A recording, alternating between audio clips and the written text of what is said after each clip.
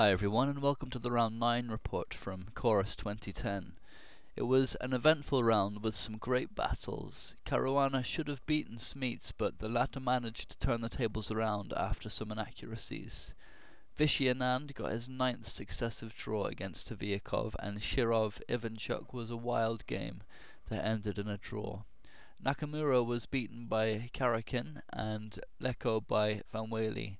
Short Dominguez was a draw, but the best game of the round was definitely Magnus Carlsen against Vladimir Kramnik, so I figured that's what we'd have a look at this time.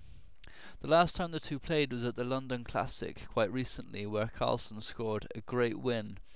And it seems that their styles make for great games together, as Kramnik likewise had a brilliant win at Dortmund last year. And at Corus 2008, Carlsen's masterpiece against Kramnik has become quite famous and certainly secured his prodigious reputation on an international scale. He had the white pieces in this game anyway and opened with d4, to which Kramnik answered knight f6, aiming perhaps for an Indian defense, but after c4, e6, knight f3 and d5, the game was transposed into the Queen's Gambit declined. Here Carlsen made an interesting decision with g3, going into the Catalan variations with this kingside fianchetto. It's something of a psychological choice too, as Kramnik is an expert in these lines.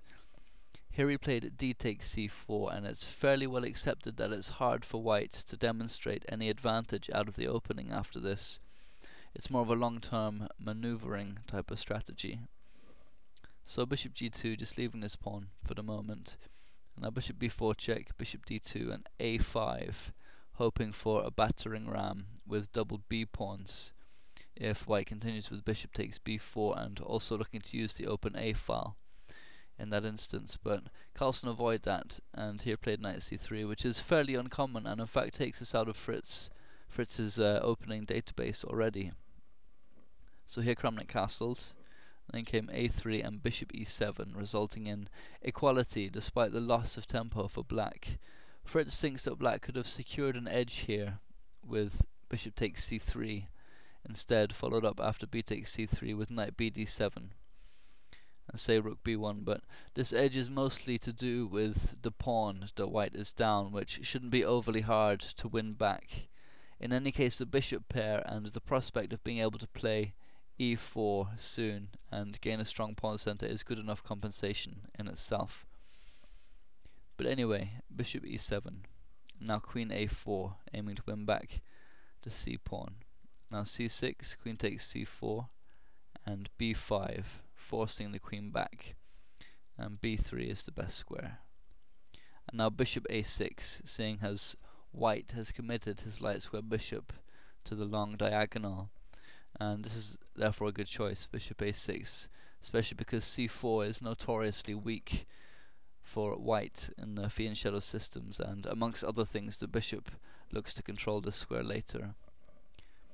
So bishop g5, knight bd7, bishop takes f6 and g takes f6, which is a surprising choice to say the least, and now white has a small edge, but Kramnik said after the game that if he recaptures with a piece here, then his pieces lack coordination, so he preferred to put capture with the pawn. And Carlsen's strategy is clearly based around the central light squares d5 and e4, because he's trading off this knight and he's got a bishop on g2.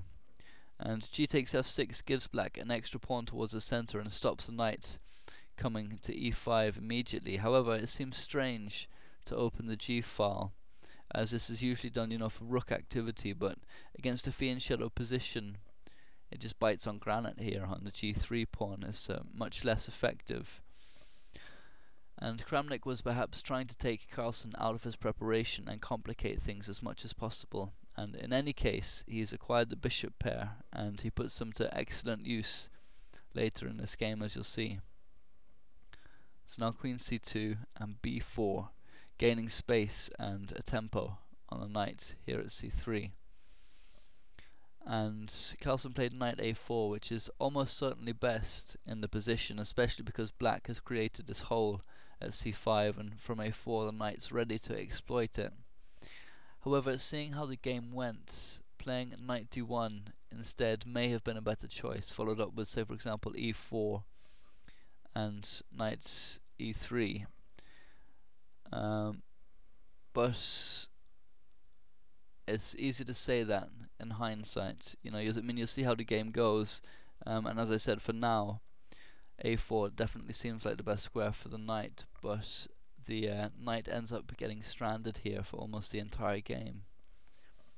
So rook c8 anyway is how Kramnik continued to defend the c-pawn and potentially set up tactics on the white queen here at c2.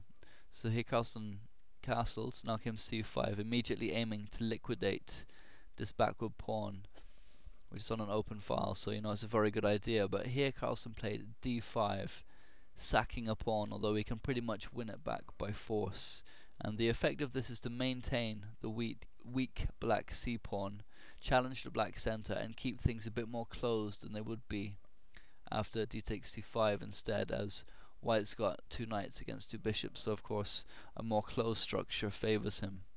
So e takes d5, Kramnik accepted, and now came bishop h3, pinning the knight, and here Kramnik played a small inaccuracy, according to Fritz, with bishop b5. Playing instead rook c7 equalized after bishop f5, but this is a clumsy and material orientated engine play with rook c7 in particular, and Kramnik prefers to keep his pieces nicely coordinated, and I certainly agree that his move is better with bishop b5. So now came a takes b4 and a takes b4, giving black a queenside pawn majority, but it comes at quite a significant cost, as black has advanced his pawns early in the game and thus created weak squares that white could have been able to exploit later, although it didn't happen to great effect in the game, as Kramnik was able to secure initiative.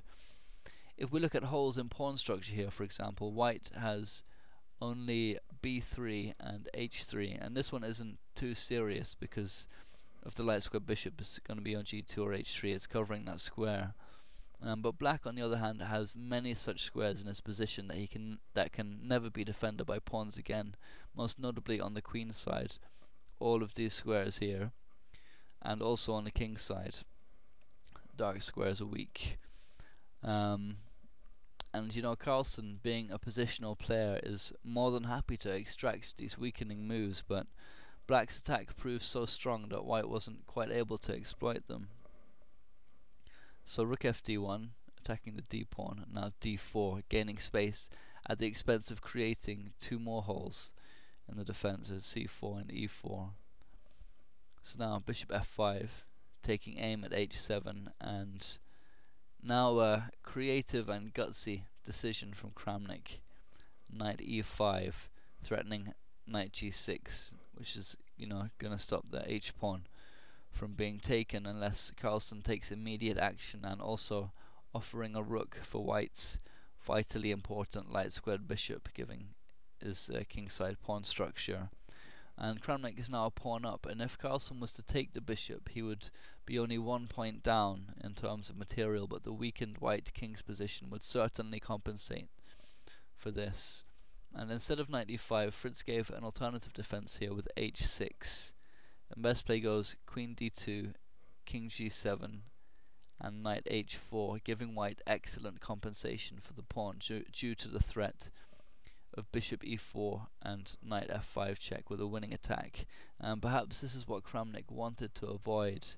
His defensive skill is almost always extremely accurate, and like Capablanca, it often seems that he's able to defend huge attacks with minimal effort, but this is because of his immense calculating skills and genius positional judgment.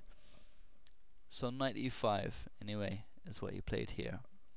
And now came bishop takes h7 check, gaining back the pawn and securing a big edge overall in the position.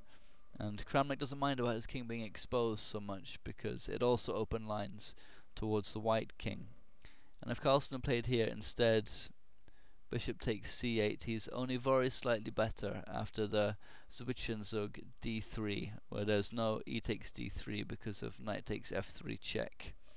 And best play goes queen c1, now knight takes f3 check, e takes f3, queen takes c8, and white has a minuscule positional advantage for now. As I said, Black's light square bishop will be a real menace, not to mention the passed pawn on d3, so black has very good counterplay for the exchange. But if white can defend, consolidate and blockade the d pawn okay, he should have a good game. But bishop takes h7 check anyway. Okay, that's the end of part 1.